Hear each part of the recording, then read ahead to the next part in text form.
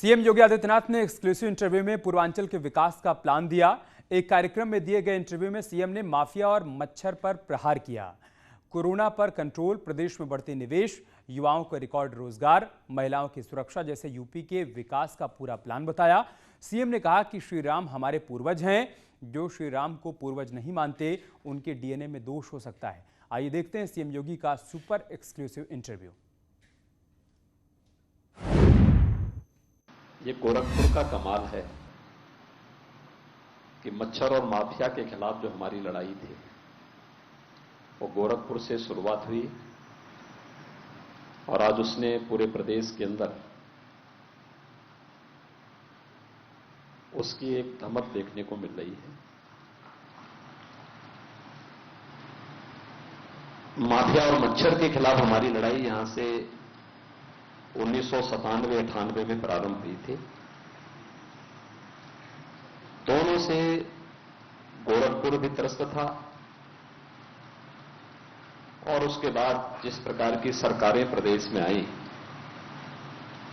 उससे पूरा प्रदेश भी त्रस्त हुआ था। मैं अभिनंदन करूंगा गोरखपुर के नागरिकों का, यहां के व्यापारियों का और यहां के सामान्य नागरिकों का भी, जिन्होंने जाति, मत, मजहब से ऊपर उठ करके उस दौर में जब मैं अकेले था, मेरे साथ खड़े होकर के इस लड़ाई को सफलता की एक नई ऊंचाइयों तक पहुंचाया। और आज मुझे इस बारे में प्रसन्नता है कि गोरखपुर से जो लड़ाई प्रारंभ हुई थी, इंसेफ्लाइटिस की इस लड़ाई को अंततः तब सफलता प्राप्त होनी थी जब मैं मुख्यमंत्री बनूं और मैं अंतर्विभागीय समन्वय के माध्यम से भारत सरकार के सहयोग से इस पर नियंत्रण भी स्थापित कर लूं। मुझे आज बताते हुए प्रसन्नता है। हमें सबसे ज्यादा सफलता इस मामले में तब मिली जब स्वच्छ भारत मिशन के अंतर्गत प्रधानमंत्री जी ने हर गरीब के घर में एक एक शौचालय दे दिया। स्वच्छता का यह अभियान, शुद्ध पेयजल की आपूर्ति, स्थानीय स्तर पर स्वास्थ्य की सुविधा, प्राथमिक स्वास्थ्य केंद्रों को, सामुदायिक स्वास्थ्य केंद्रों को, जिला चिकित्सालयों को हम लोगों ने इस योग्य बनाया कि कोई भी स्थानीय मरीज वहीं पर उपचार की सुविधा ले सके। और उसको लेने के बाद हमने सर्विलांस को मजबूत किया। मेडिकल कॉलेज में वही पेशेंट आता था जो गंभीर होता था या जिसको वास्तव में मेडिकल कॉलेज आने की आवश्यकता थी। आज उसका परिणाम हम सबके सामने है कि इंसेफ्लाइटिस में से होने वाली मौतों के आंकड़ों को हम 95% से अधिक नियंत्रित करने में हमें सफलता प्राप्त हुई है। सेकेंड वेव के समय ऑक्सीजन कि जब किल्लत देखने को मिली थी, उत्तर प्रदेश 700 मीट्रिक टन में अपनी 24 करोड़ जनता को ऑक्सीजन की आपूर्ति कर रहा था, लेकिन दिल्ली 800 मीट्रिक टन की आपूर्ति ऑक्सीजन की होने के बावजूद 1.25 करोड़ लोगों को ऑक्सीजन नहीं उपलब्ध करा पा रहा था। यही दूसरा, हम 24 करोड़ जनता को यहां बेड्स उपलब्ध करा रहे थे, स्वास्थ्य की सुविधा उपलब्ध करा रहे थे, और दिल्ली 1.25 करोड़ की आबादी के बावजूद सबसे अधिक स्वास्थ्य का पैसा खर्च होता है दिल्ली में। सेंट्रल गवर्नमेंट का भी और स्टेट गवर्नमेंट का भी होता होगा। आप आश्चर्य करेंगे कि दिल्ली के मरीज गौतम बुद्ध नगर में, गाजियाबाद में, मेरठ में, हापुड़ में, बुलंदशहर में, मुरादाबाद में, मुजफ्फरनगर में, सहारनपुर में भर्ती हो रहे थे और हम लोग भर्ती करवा रहे थे। हम लोगों ने कहा, यह मानवता की सेवा का अवसर है, हमें भेदभाव किसी के साथ नहीं करना चाहिए। तीसरी, हम दोषी लहर को पूरी तरह नियंत्रित कर चुके हैं।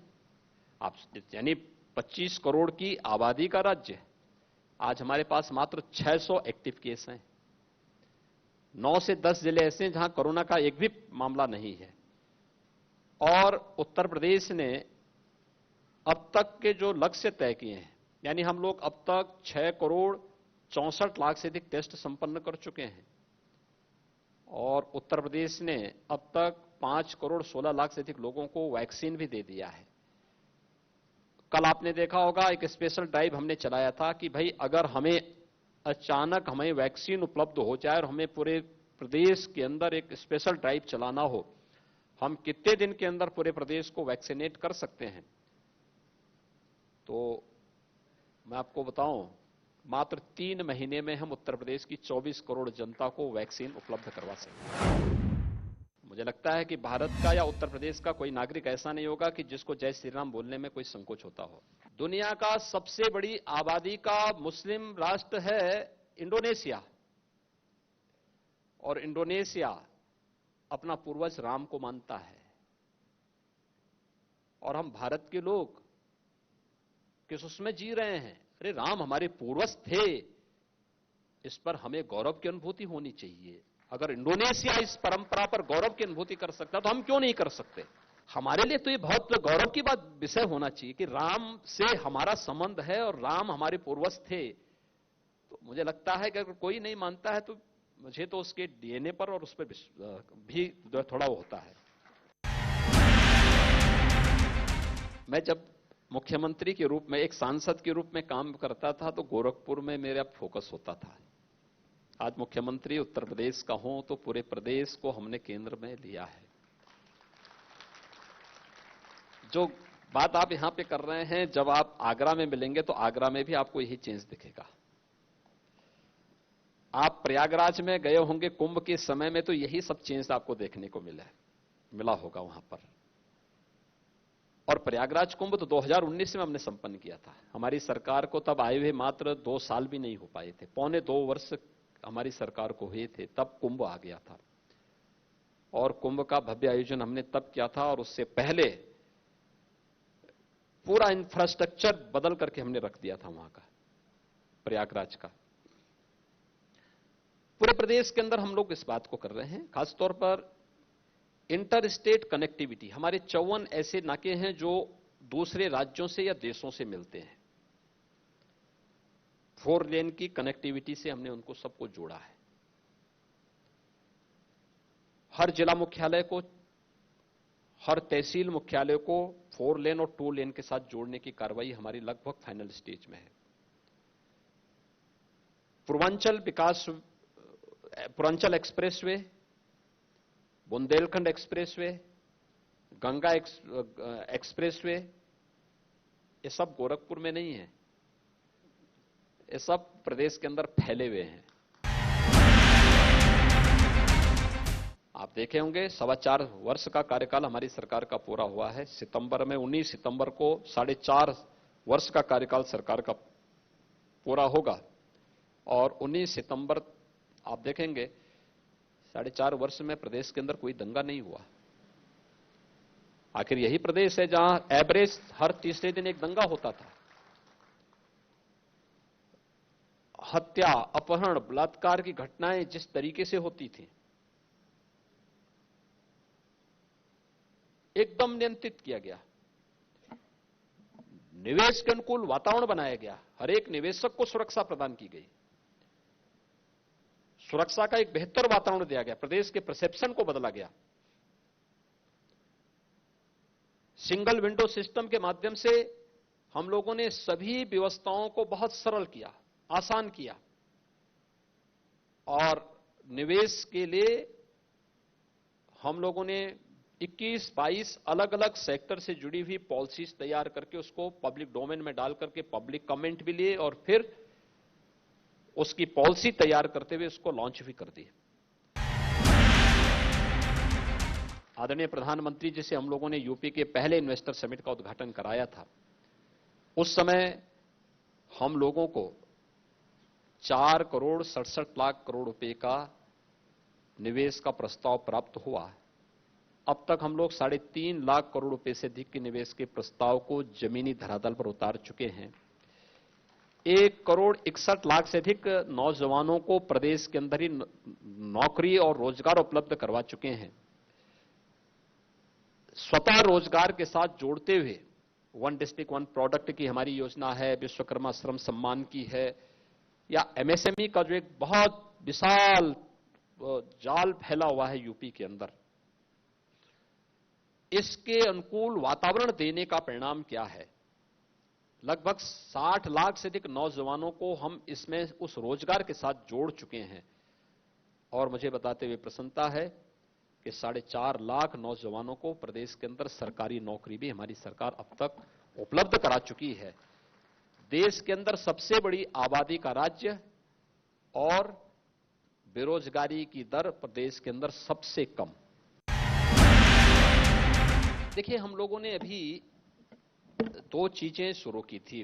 विगत वर्ष 2020 में हम लोगों ने एक मिशन शक्ति का एक अभियान प्रारंभ किया था। मिशन शक्ति का यह कार्यक्रम महिलाओं की सुरक्षा, उनके सम्मान और उनके स्वावलंबन को लेकर के था।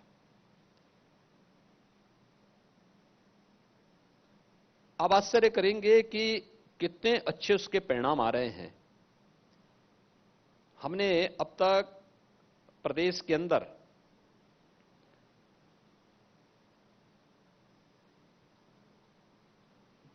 लगभग 52 लाख ऐसी महिलाओं के साथ सीधे संवाद बनाया है जो किसी न किसी महिला स्वयंसेवी समूह के साथ जुड़ी हुई हैं और स्वतः रोजगार के साथ काम कर रही हैं। देखिए, उसी में से एक महिला स्वयंसेवी समूह बुंदेलखंड में काम कर रहा है, बलिनी मिल्क प्रोड्यूसर के रूप में। 2019 में मैंने उसका शुभारंभ किया था। गांव की महिलाओं का समूह है और आप आश्चर्य करेंगे कि अब तक उनका पिछले 2 वर्ष के अंदर जो नेट जो उनका जी, उन्होंने जो अपना बिजनेस किया है 80 करोड़ का किया है और 6 करोड़ का नेट प्रॉफिट उनको हुआ है। अभी हम लोगों ने जो एक नई जनसंख्या की नीति घोषित की है, जिसपे कुछ लोगों ने विवाद खड़ा करने का प्रयास किया था। ये नई जनसंख्या की नीति इसी बात को ध्यान में रखकर की गई। उसके फोकस, उसके पीछे क्या? जनसंख्या स्थिरीकरण के लिए हम लोग जागरूक करें, पहले एक जागरूकता का अभियान चलाएं, लेकिन उसका मुख्य फोकस क्या है? मातृ मृत्यु दर और शिशु मृत्यु दर को न्यूनतम स्तर पर लेके जाना। न्यूनतम स्तर पर अभी हम नेशनल एवरेज से भी काफी दूर हैं। यद्यपि पिछले 4 वर्षों के अंदर कुछ सुधार हुआ है, लेकिन हम उसको संतोषजनक नहीं मान सकते। हमें नेशनल एवरेज से भी न्यूनतम स्तर पर लेके आना है और उसके लिए ही ये प्रयास हमारे प्रारंभ हुए हैं। उत्तर प्रदेश में आप आश्चर्य करेंगे, पिछले 4 वर्षों में कितनी बालिकाओं को हमने पुलिस में भर्ती किया है?